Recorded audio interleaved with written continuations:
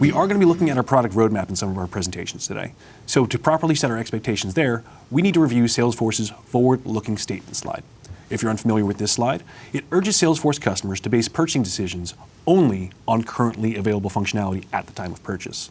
Simple as that. Hey everyone, I'm Kayvon, and I'm also in Sales Cloud Product Management team. I focus on activity management and calendar management. So Andy was talking about all of our great productivity features kind of from the perspective of that workspace, which is incredibly powerful. So one thing you'll notice is that we also have these apps, calendar, notes, tasks. And when you want to work on your calendar across records, or tasks across records, or notes across records, these apps are really where you go.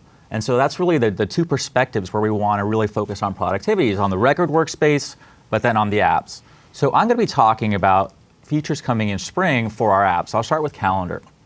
Calendar is hugely important, right? Calendar management. So there's a few really interesting features that are coming.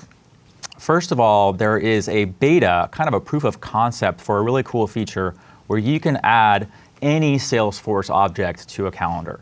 So in this case, let's say on this screen cap here, I have opportunities by close date on the calendar. So it would be really cool to see in the week, do I have Optis closing? Or if I have a custom object, for example, down the road, we want to be able to add that functionality as well.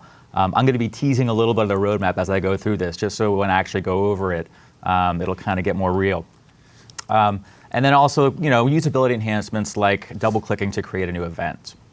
On the task side, there's a couple of key features we're adding here to really let you focus on what you have to get done. Things like making sure that tasks that are really way overdue are moved to a different list to let you focus on what's really important for you. And finally, on notes, note-taking is key to the sales process. You're in a meeting, you have to jot down a quick note, but you also need power in those notes to be able to do things like add images, for example. You want to have a whiteboard session, take a picture or something like that. Also, version control, see the history of the note. It could be really important to see how this note was changed, especially over time. Let's say you have a note ongoing for a while and you want to see what's happened, as well as filters and lists for notes. So again, there's 3 different apps here we're talking about: calendar, tasks, and notes. And we're really focusing on enhancing all of those areas from a productivity perspective when you want to work in those areas versus on that workspace. So those are the 3 areas, and now I actually want to go and flip over to the demo and show you a couple of these in action. So starting with the calendar, so we're looking at the new Lightning calendar here, and you'll notice a couple of things right off the bat. First of all, you have 2 different color-coded calendars here. One is your events, which you can see in this blue. The other is opportunities now, and this is the new beta feature for being able to put other types of objects on a calendar. So here I can see that I've got 3 different opportunities actually closing this week. So that's really cool. And actually also what you look down here is you'll see these calendars, and you can actually toggle these calendars on and off.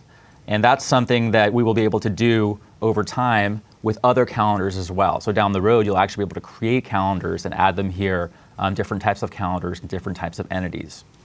In terms of those usability enhancements that I was talking about, one of them that we added is a quick double click to be able to add an event. So I'm going to call Bob and just click save. And just like that, I'm able to create that event. So just really making it fast and easy for you to create events and use your calendar. And so those are really the 2 key calendar features we want to talk about. There's a lot of investment we're going to be making in that feature to add other entities to the calendar, which I'll go over in the roadmap section. So calendar is one important app experience. Let's talk about tasks.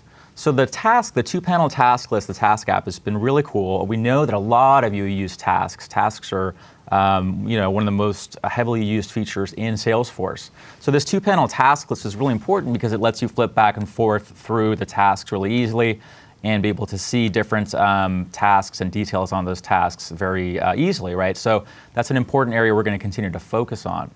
So in this situation here, what we did was, we know that sometimes, this happens to all of us. I mean, I have tasks that are overdue and overdue and overdue, and after a while, it's 2 months overdue, 3 months overdue.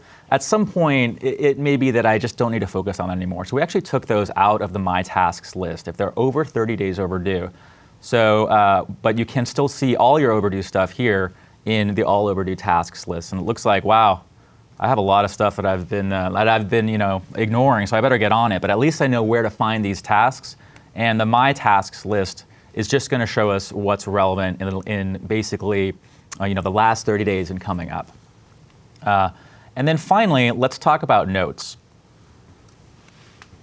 So we talked a little bit about what's coming in here. So there's really a couple of key pieces that I want to show you. First of all, adding images to a note, and that's really important and really helpful. In this case, I just click this little image button here. And I have two options here. I can add an image from a URL, or I can upload. In this case, I'm going to choose a file from my computer. And let's add this picture here.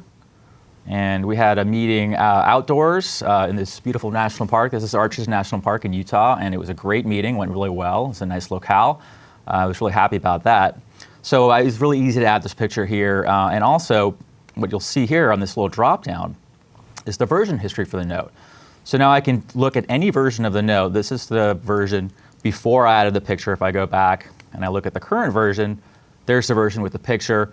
If I need to go back to the beginning of time and revert this, I can go back and restore to any version of the note, and I actually can restore to that version. But I like this version here, and so I'm going to keep that. And so that's really the two key pieces for the notes functionality that we added, the images and the version history, both super powerful. And so that's the productivity apps for spring release. There's a lot of work that's coming up in those areas. And so that's what I'd like to focus on now is what's coming up. So I'd actually like to switch back to our slides if we can.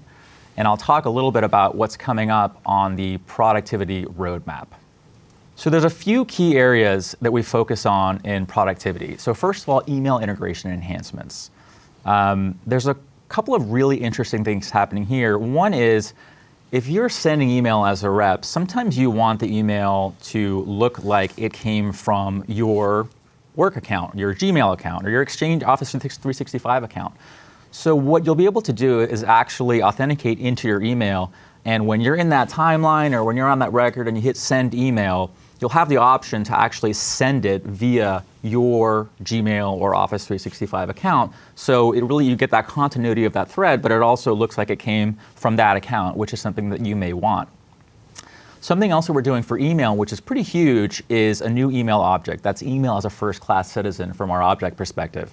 There's a lot that's going to be going on there.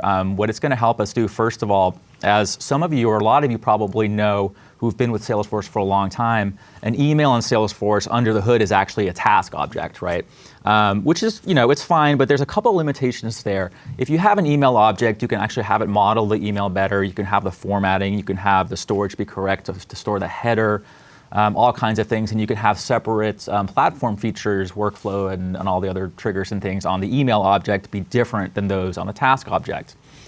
So this is pretty huge. There's a lot going on there. I'm sure there's going to be a lot of questions, and we can talk to some of those, but that's something that's coming up pretty soon.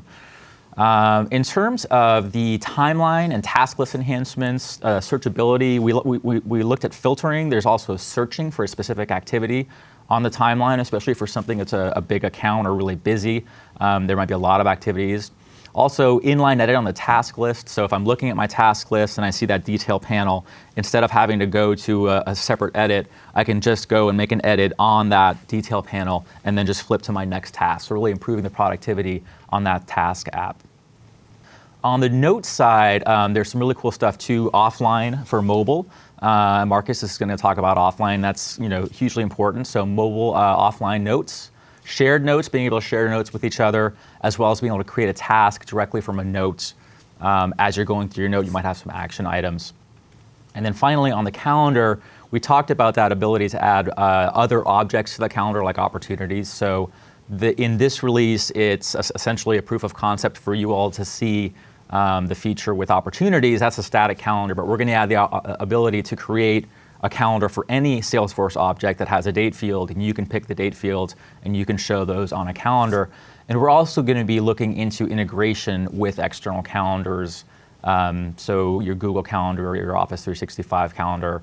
And we're right now working on what that's going to look like. And I'm actually going to want to get feedback from you all, from our customers and partners in the success community, in the productivity group, and I'm going to plug that group right now. That's a great place to engage with me as I work on the roadmap for calendar. So that is a lot of the exciting stuff that we have coming down for productivity. And I'm sure there's a lot of questions, so we'll turn it over for Q&A. Jason is saying email is a first-class object. He's wondering what the impact is for his storage limits because I think he's having some storage limit issues. So will there be any increase or? That is a great question. I believe the email will count, towards your storage limit. So what we need to do, we should get with the product manager there, and I think we should start a discussion on, because I think that's come up in internal discussions as well, is what is it going to mean for storage, right? And so we know that's an important question. I think right now the plan is for it to count, but let's get that discussion going and talk about what that means and what the impacts might be, because we want to make sure that this is something that everyone wants to use and it doesn't have Yeah, I think he's bringing up a great conversation. So Jason, thank you for that. Linda is asking, will there ever be a calendar view for tasks based upon the activity date? So as you're looking at your calendar, you can see the task. Yeah, so the nice thing is with with the feature that I talked about, you can actually create a task calendar, and you can basically say new calendar, I want the object to be tasks, and then you will have tasks as a calendar on your view, and you can then toggle that calendar on or off. And so they will show up on the calendar. And we will probably look to make sure that the way they show up makes sense. But so the answer is yes, you could do that yourself. But that's an area that customers ask about a lot too. So. This is a great question, and I think this relates to opportunity close dates. Can opportunities be added to the calendar in Lightning Experience? And then also they want to know what's available from Classic. So I think that's an interesting thing. How would you get your opportunity close dates to show in your calendar? You want to take that one? Yeah, that's actually, that was the beta feature that we looked at. And so what we have in Spring is what I would call a proof of concept, because it's not customizable yet. Mm-hmm. We've added a My Opportunities calendar to everyone's calendar, and it's opportunities by close date. Now, over time, what we want to do is allow you to create your own calendar and also define filters like my big opportunities over, $1 million, or, so adding specific filters. So that's all coming. In this release, you'll have a static My Opportunities calendar already.